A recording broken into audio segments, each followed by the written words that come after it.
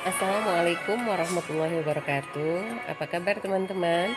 Mudah-mudahan teman-teman semua dalam keadaan sehat dan selalu ada dalam lindungan Allah Subhanahu wa taala. Amin ya Allah rabbal alamin.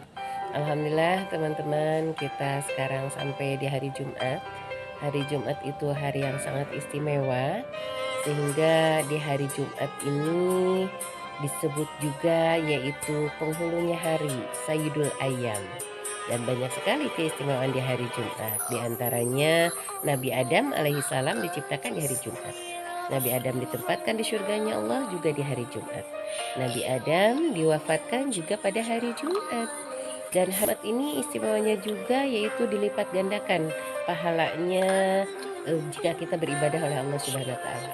Kemudian di hari Jumat ini juga ijabah doa. Maka saking istimewanya Allah di dalam Al-Quran membuat surat Al-Jumu'ah, artinya hari Jumat. Nah, maka di sana Allah memerintahkan kita untuk banyak-banyak berzikir kepada Allah di hari Jumat ini. Di antaranya yaitu kita dengan membaca Al-Quran surat Al-Kahfi gitu. Kenapa sih di hari Jumat ini kita harus membaca surat Al-Kahfi? Karena surat Al-Kahfi itu banyak sekali keistimewaannya. Kalau ada yang sudah membaca surat Al-Kahfinya, alhamdulillah. Kalau yang belum, yuk kita baca sekarang yuk. Paling juga beberapa menit. Aduh, sekarang saya nggak bisa. Gimana? Kapan lagi waktunya? Oh, boleh. Nanti sebelum asar. Atau sesudah asar, menjelang maghrib juga boleh.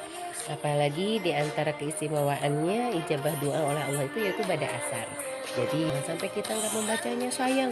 Dari 24 jam ini masa iya sih kita nggak bisa ya baca surat Al-Kahfi? Yuk kita baca dulu surat Al-Kahfi yuk.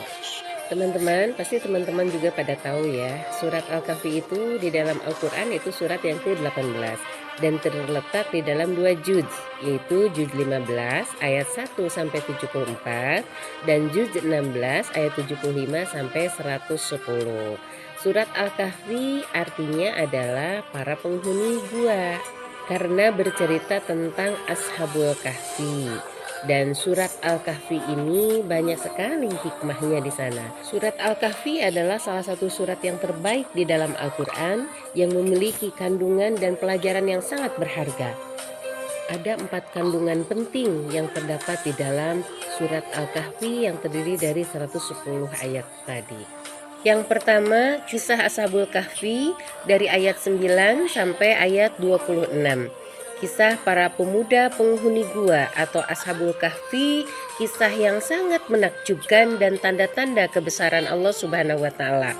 Al-Quran mengkisahkan itu untuk menjadi hikmah kepada kita betapa pentingnya menjaga keimanan. 7 para pemuda tersebut adalah para pemuda yang terhormat di istana dan mereka rela keluar dari istana tersebut untuk menyelamatkan keimanan mereka kepada Allah Subhanahu wa taala dari raja yang zalim. Karena siapa saja yang tidak mau menyembah berhala maka akan dibunuh. Maka mereka keluar dari istana tersebut dan bersembunyi di dalam gua. Dan Allah menyelamatkan mereka di dalam gua selama 309 tahun mereka tertidur di dalam gua. Sebagaimana firman Allah di dalam Al-Quran surat Al-Kahfi ayat 25. A'udzu billahi minasyaitonir rajim. Walabisu fi kahfihim salasami'atin sinina wazadadu tis'a. Dan mereka tinggal di dalam gua tersebut selama 300 tahun ditambah 9 tahun. Jadi semuanya 309 tahun mereka tinggal di dalam gua dalam keadaan tertidur. Apa mungkin mereka tertidur selama 300 tahun? Kan mungkin mereka lapar, kan mungkin mereka butuh makan. Kalau nggak makan mereka bisa mati. Nggak ada yang tidak mungkin bagi Allah. Semuanya bagi Allah adalah mungkin. Kun fayakun. Jadi maka jadilah. Itulah kebesaran Allah Subhanahu wa taala. Yang kedua yaitu kisah 2 laki-laki pemilik kebun. Ada dalam ayat 32 sampai ayat 44.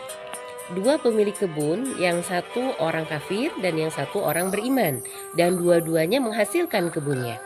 Orang yang kafir dia berkata bahwa aku lebih banyak hartaku daripada harta kamu dan pengikutku lebih kuat. Pasti kebunku ini tidak akan binasa selama-lamanya.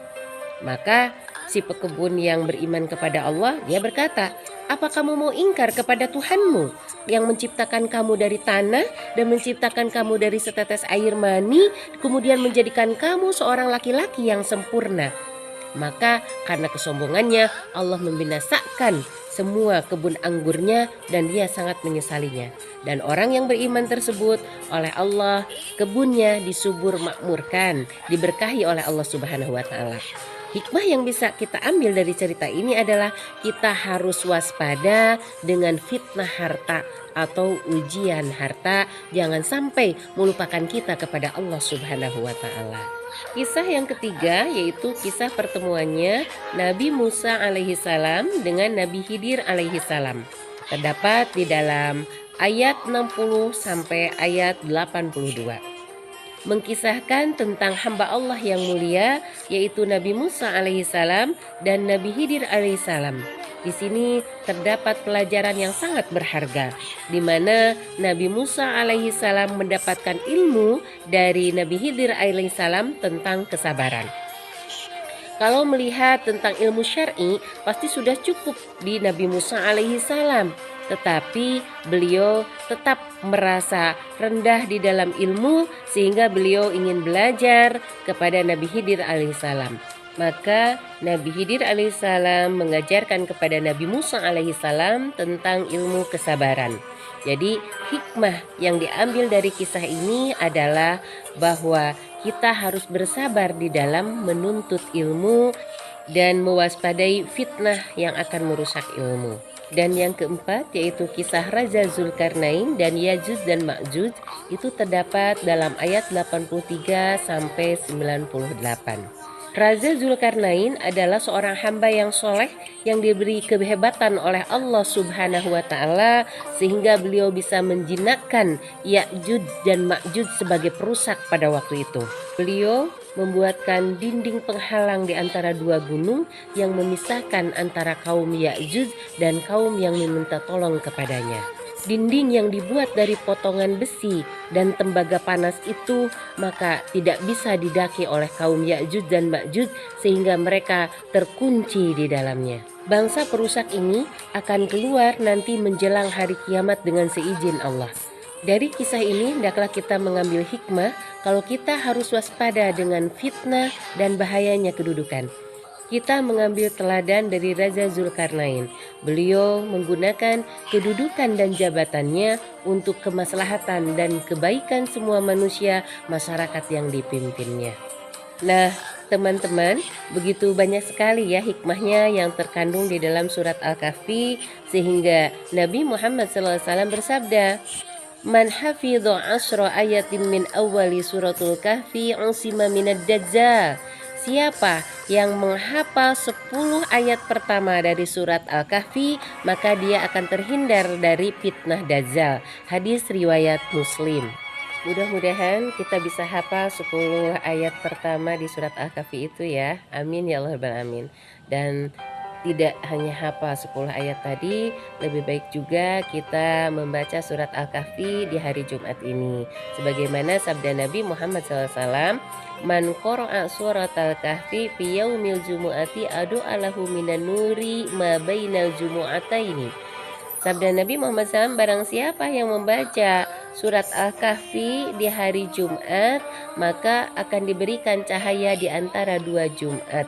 Hadis riwayat An-Nasa'i dan Baihaqi. Jadi yuk teman-teman, mumpung masih ada waktu sekarang ya, sampai menjelang maghrib nanti. Karena kalau sudah maghrib itu beda lagi, bukan hari Jumat. Di tahun Hijriah ini maka pergantian harinya yaitu pada maghrib. Jadi kalau udah pada maghrib itu masuknya ke hari Sabtu. Itu yang bisa saya sampaikan teman-teman. Mudah-mudahan bermanfaat. Mohon maaf atas segala kekurangan dan kehilafannya. Wabillahi taufiq wal hidayah. Wassalamualaikum warahmatullahi wabarakatuh.